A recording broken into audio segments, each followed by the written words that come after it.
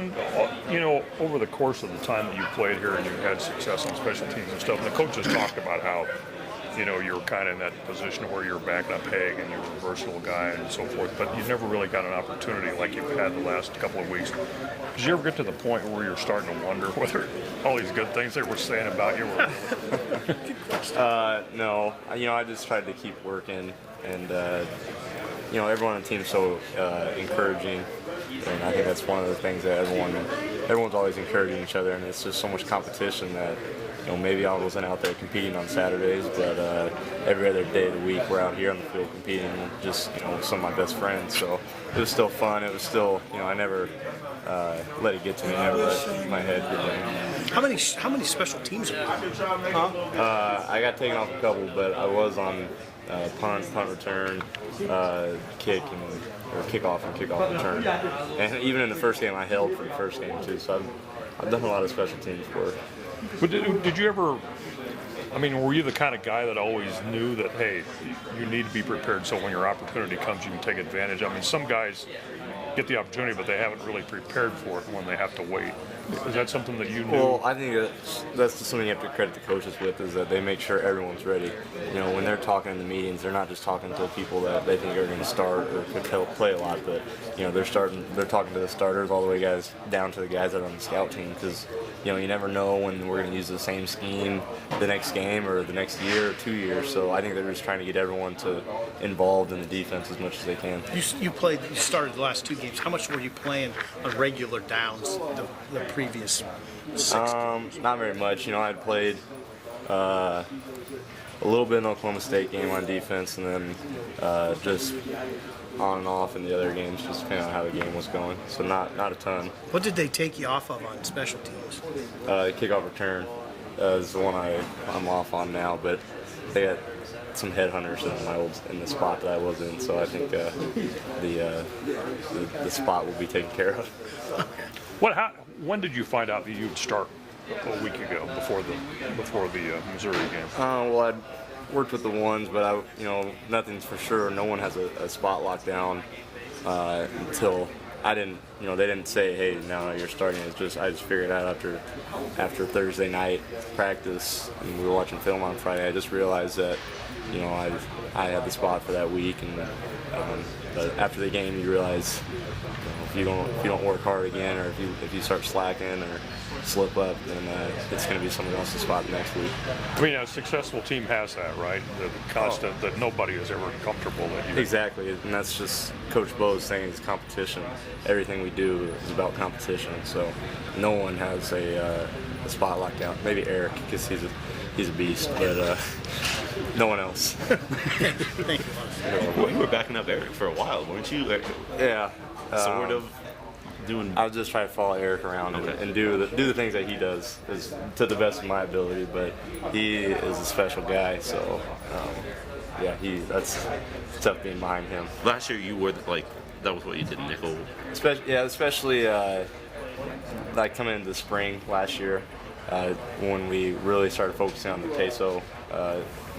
Then I was just backing up Eric the whole time and running with the twos. So it was also great though, because, you know, he's got so many tips and hints. So he's a good guy to learn from. You say he's a beast. What makes him? I mean, what impresses you about him? Well, I don't know if I've ever seen someone as athletic as Eric is. I mean, I know you guys probably saw the replay of him getting over there. That's not even his guy. It wasn't even his responsibility. But, you know, he just took off sprinting. It took him like 2 steps to get there. And then he jumped 9 feet in the air and, you know, picked up the game. He's got good instincts, and there's a lot to admire about Eric.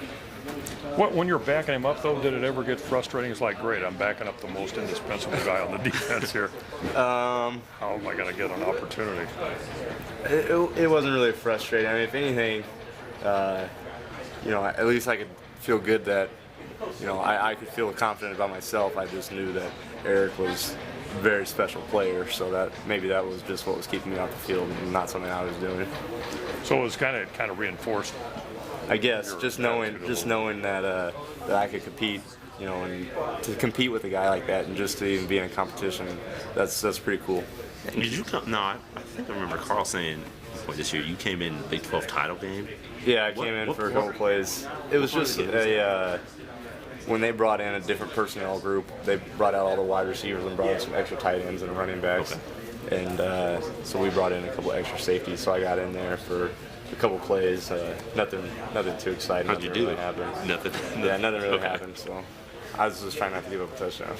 I mean, Carl's quote the other day made it sound like you played from the opening kickoff to the final gun, but it wasn't quite that many plays. No, it wasn't a ton of plays. It was just, when the personnel grouping called for it. But I was in there, and that was exciting for me.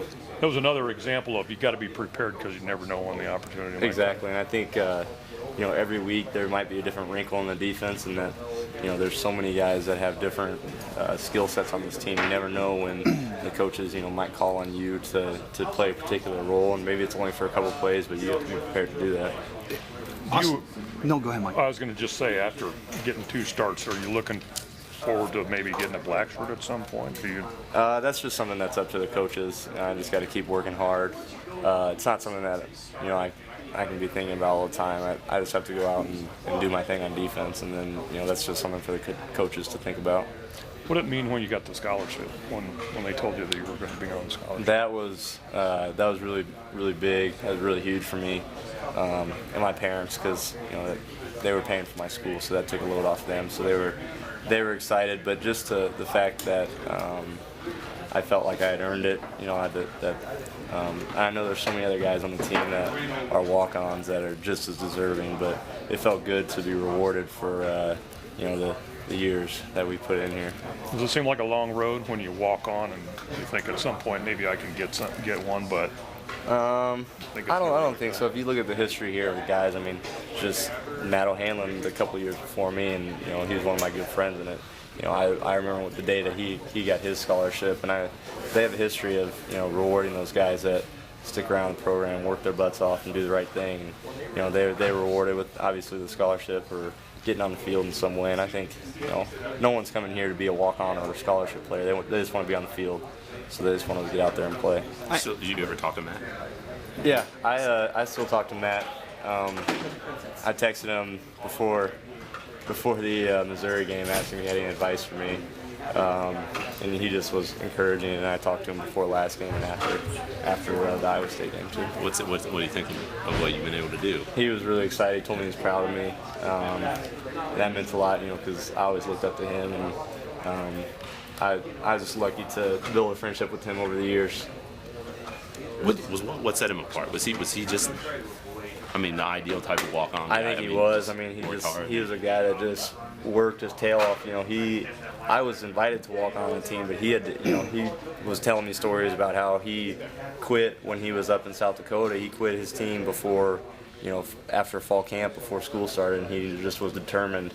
And he moved back to Omaha and took a semester off and just worked out. And he had to do the winter walk-on tryout, and then he earned his way on the team there, and then he earned a spot on special teams, and then he started to play on defense, and then he started starting, and he got a scholarship and all that. So, that's just the ideal walk-on dream, I guess. Is the moral of the story with guys like you and Matty, is it all the same, or do you each have what means the most to you about kind of what you've done during your time here, what you've managed to accomplish?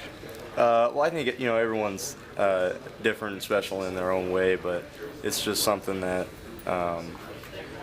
we all have a pretty similar story for the most part, just being Nebraska guys and coming in and trying to do whatever we can to help the team, and then being rewarded, and things just working out in our favor. Sorry, I want to just get back to the game for a second. When you're having a game like you did, I don't know if you actually went down and looked at the stat sheet after it was all said and done. Do you get in this thing athletes like to call the zone? Do you have a sense of what you're doing throughout the game? Because, you're obviously all over the place, but 12 tackles, the interception, the touchdown, the forced fumble. Was it all just a big blur? Yeah, it kind of all runs together. I wouldn't say that I was exactly in the zone. I was just trying to stay focused. When in the game, you got to, whether you're scoring a touchdown one play or you're giving up a touchdown, you got to move on.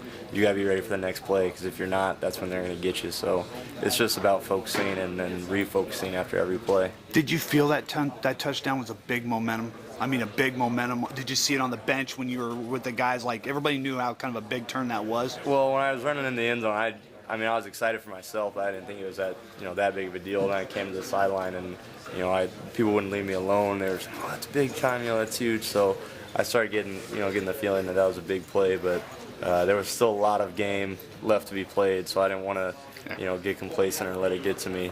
So how about you two, the safety / hybrid linebackers, making the 2 biggest plays of the game, I guess? Yeah, it was exciting. That's just something that the coaches talk about. Is just when you're in the position to make a play, you got to go after it, compete for the ball, and play within the scheme of the defense. But when you have the opportunity to make the play.